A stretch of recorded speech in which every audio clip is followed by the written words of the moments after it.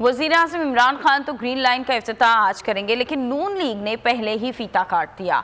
नून league ने green line बस का अलामती इफ्तिताह कर दिया। कारकुनान ने ट्रैक पर जाने की कोशिश की, लेकिन इंतजामिया ने रोक दिया।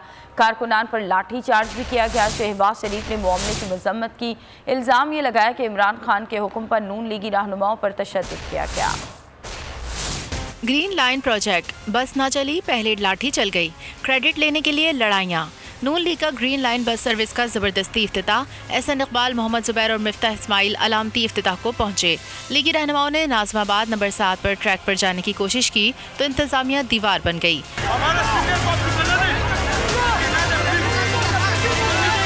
मतवालों ने रेंजर्स एहलकारों को धक्के दिए और अलामती इफ्तिताह किया। पुलिस ने हुजूम को मुंतशिर करने के लिए लाठी चार्ज भी किया।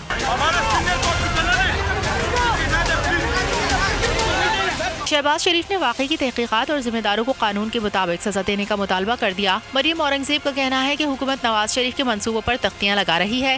नालायक टोला खुद 3 साल में एक भी नई ईंट ना लगा सका। सब्सक्राइब करें और बेल दबाएं ताकि कोई खबर रह न जाए।